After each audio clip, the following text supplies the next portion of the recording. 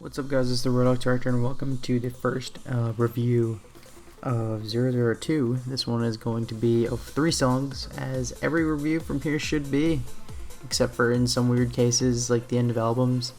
But anyway, this is well, I guess I'll start by introducing the actual album. This is Monstercat 002 Early Stage, and well, this one's got 15 tracks, which is over double of the last one, so this one will be split up into 5 parts. This episode we'll be doing Triceratops by Halo Nova, Some Wobbles by Ephixa, and Light Pollution by Stephen Walking. All 3 are by artists that were on the first compilation, and all 3 are dubstep, so hooray for variation, I guess. But there are 6 new artists on this compilation. We're just not getting any of them right now. We got Matt Duke, who gives a hardcore alternative to Neilio.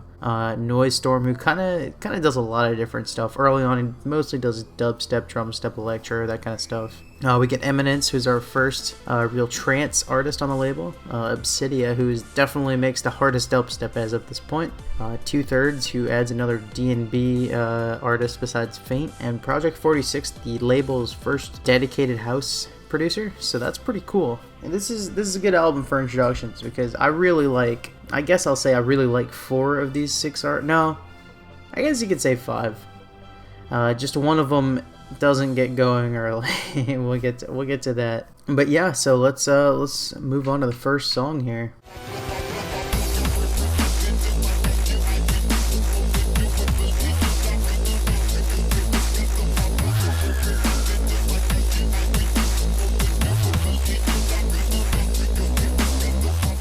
So Triceratops by Halo Nova. This is his second song on the label as Halo Nova, and it's the second dubstep song in a row. Now, his first song was The Force, and if you remember, I quite like that one.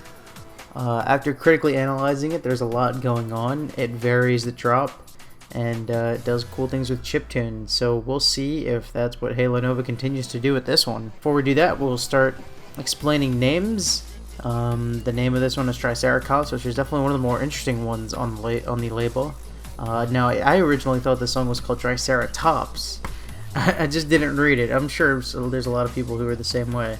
What Triceratops were is they were a species of herbivore dinosaurs with a very distinctive horn. And I guess that means that Triceratops are herbivore dinosaurs with distinctive horns. But they also are able to carry out the law of the land, so that's pretty cool.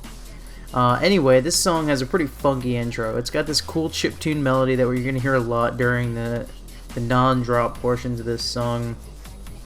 But it has what I call the Buster sample. We'll get to that a lot later. It sounds like this. And then we also have a random like screaming in the background, like a woman screaming. That's also present a lot throughout the song. There's also a pretty like a spacey white noise that goes on every now and then as well, and that's really cool. And this intro does a really good job of setting the darker tones to this one. It's definitely a lot darker than The Force already, you can tell. And then the build-up is kind of crossfadey. I mentioned that's how the second drop of The Force sounded like. And that's what this one sounds like too. The beat falls out and the vocal sample gets louder, so kind of standard stuff here. And then it drops, and it's really dark, like heavy bass. It's got a really weird vocal chop. My only memory of this vocal chop, or my best memory, I guess, is the channel Incept, his old misheard Monstercat lyrics. This is probably one of the funniest moments of that entire series was him trying to figure out what the hell this vocal sample is saying. I think even Halo Nova himself does not know what the hell this vocal chop is saying. It's very weird, but oh man. This is being recorded on the day that Resistance came out on Monstercat, and people are like, man, what are these vocal chops saying? But like, at least those you can slightly understand. I don't know what the hell's going on here. It's got the screams from the intro kind of every now and then as well, and the bass is really cool. There's a lot of variations going on here, and it's very grimy, but other than that, there's not a whole lot else going on in this drop. It's very repetitive. And then we go to the midsection, and it varies up the beat here. It goes from kind of a a rapid dubstep beat to a more of a break beat beat. I guess just a break beat. And it has a pretty similar chiptune melody with a few new chord progressions. And overall, I do like this midsection. And then the second build-up is even more crossfaded than the first one because the beat doesn't even fall out. It basically just introduces the vocal chop from the first drop getting louder. And then the beat, it has that same beat change, that break beat from the midsection, which is slower and less constant basically, which is cool. But it's really the only drop. It's really the only change here in this drop, and it makes it even more slow sounding. And this is the biggest problem with this song, is this song doesn't progress very much. And yeah, so he changed the drop, and that's never gonna get a bad thing from me unless it's just like the most horrendous thing ever. But there may be 2 or 3 songs in the entire label that do that at the most, that change it and make it so much worse that it's actually a bad thing. In this case, the beat change varies it up, but I don't like what it does to the pacing of the song. So, and the vocal chops are present the entire time. I really, really wish he'd have done one of the drops without them and added something else. I don't know. The vocal chops these are some of the worst vocal chops on the label in my opinion at this point. They were cool in the first drop. They're not cool now. And then we get to a second midsection, because yay, this is the second song ever on the label with 2 drops, and with how long and kind of almost epic Captivating was, I don't even know if that counts as multi-drop. That's just that song. But yeah, this actually has 3 drops, and the second midsection is the same as the intro. It brings back the same beat as the intro had, and the build-up starts really cool. It's got a cool drum break going into that, but eventually, after that drum break, it becomes the same as the first build-up. And then the third drop is the same as the first drop, with the exact same beat and stuff. Now, one thing I did notice in this drop when I was listening to it critically, that is present in all 3 drops, is that there's some cymbals and also a little triangle in the background, which is really cool. It's a nice little thing, but man, there's just not enough going on in these drops. The outro is the same as the first midsection with the same beat, which is cool, and it ends with the beat dropped out, and it's just the chiptune melody and the occasional vocal samples. So that brings us to the end of this song. I'm gonna give it a 3 out of 10 here, and the reason for that is it's so repetitive and so slow, and that wouldn't be so bad if there was only 2 drops, but there's a third one. If it was 2 drops, it'd probably be 4 out of 10. It's still not great, but in this case, it's just, by the time it gets to that third drop, it feels like you've heard the entire song already. It's really repetitive. It doesn't do much. There's some cool things going on. I really like the bass of the drop. The vocal chop has a cool idea. I just wish it wasn't present throughout the entire drop. The chiptune melody of the intro and midsections and outro is pretty cool as well. And he doesn't build on it, and this is just a disappointing song to me. I ranked it 13 before. We'll see if it gets better or worse compared to the rest of the album, but if it gets better, it doesn't get much better. Yeah, this is just disappointing.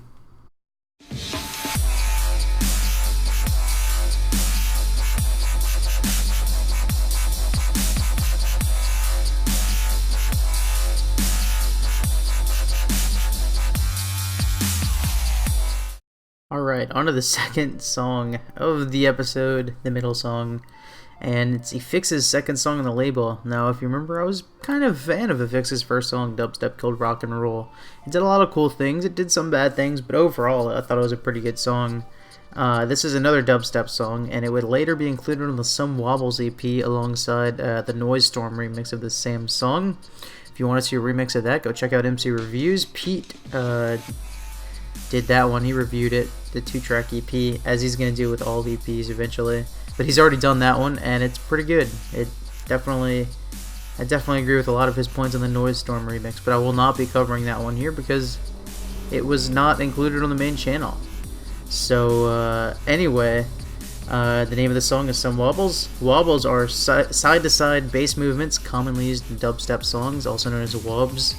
And to say that this song has some wobbles is quite the understatement. As this song starts out, it's got a very spacey melody, which is a good thing. This song is very much a space sort of atmosphere to it. That's ironic. Even more so than dubstep filled rock and roll does, which is a good thing. I think songs with a theme to it are always going to be rewarded on here, and you'll see that a lot with some future songs, especially ones by like Pegboard Nerds or songs like that. So it's got this spacey melody, very much like something you would hear from like a sonar station or something, which is really cool. And then a shaker sound comes in as the intro starts to be fleshed out a little bit, and it really establishes this song. And then out of nowhere there's this drum break, and all of a sudden we're in the drop. I wouldn't say it's much of a build up, but it does its job, and it's pretty cool. It works well. But that nice spacey melody is all of a sudden replaced by a very growly melody with a very standard dubstep beat. And it's still got that shaker beat in the background, which is cool. They kind of combine to create something kind of unique, at least. And yeah, this melody is even more growly than dubstep killed rock and roll, which is honestly unbelievable. And this goes on for a little while before the melody gets changed to more of a spacey sounding melody. And it's still very dark, and this is probably my favorite part of this drop. I don't know why I like this melody so much. This part and the next one, the intro melody gets introduced again with another glitchy. I guess the intro melody is kind of in the background of the glitchy melody here, and this is probably my favorite part of the drop. I take it back. The spacey sounding melody is pretty cool, but this glitchy melody is pretty good too. I really like it. I like it when songs glitch stuff up. And the drum break from the build-up gets utilized here twice, which is really cool. And then the first melody from the drop, the very growly one, gets thrown in again with a sort of beeping melody that's reminiscent of the intro in the background. And then finally the drop ends with another new melody, which the best way I can describe it is as record scratching sounds as it cut through heavy bass. That is what I have written down, and that kind of sums up what I think that bit sounds like. And so yeah, this is a very long drop. It ends up totaling about 2 minutes, which is almost too long, but there's a lot of changing up in the melody, but overall I feel like it's too long of a drop. And then we go to the midsection, which is very similar to the intro. There's a lot of cool instrumentation in the background, and it sounds almost like orchestral. There's some sort of strings instrument in the background in particular that I really like. But yeah, this midsection is pretty similar to the intro, but better because of the instrumentation. And then the quote-unquote build-up is the same as the first quote-unquote build-up. It's just the drum break, which is really cool. The drop starts very similarly to the first one, with a slightly changed up melody. I don't know if it's better or not, but it's kind of cool. But it changes to the same spacey sounding melody beat at the end of the melody, which is, it's pretty cool. I like it. And then the same intro / glitchy combo melody comes in, and then the first melody comes in once again, and then the record scratching melody / heavy bass melody comes in. Almost this entire drop is a repeat. There's some cool changes, very much like Triceratops' second drop, but in this case it's even less forgivable because it's a 2-minute drop again, and it's just repeating the same stuff. and then the outro, it has a beat which is like a very slow beat. It's just like a very standard 2-step. And then other than that, it's pretty similar to the intro in the midsection.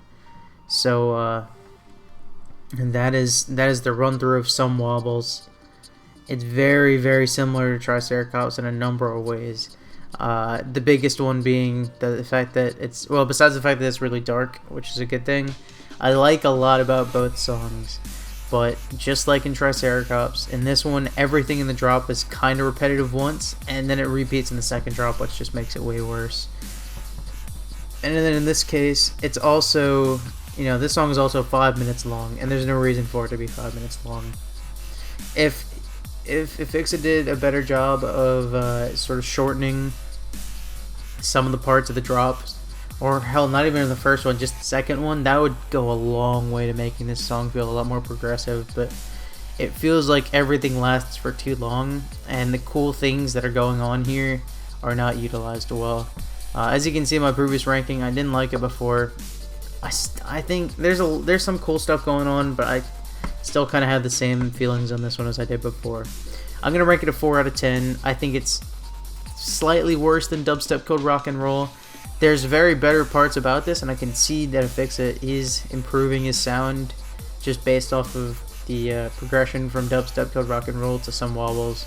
But there's a lot in this song that I don't like. That's just kind of personal stuff, and as a result, yeah, not a fan. Not a fan. 4 out of 10. Sorry, Ephixa.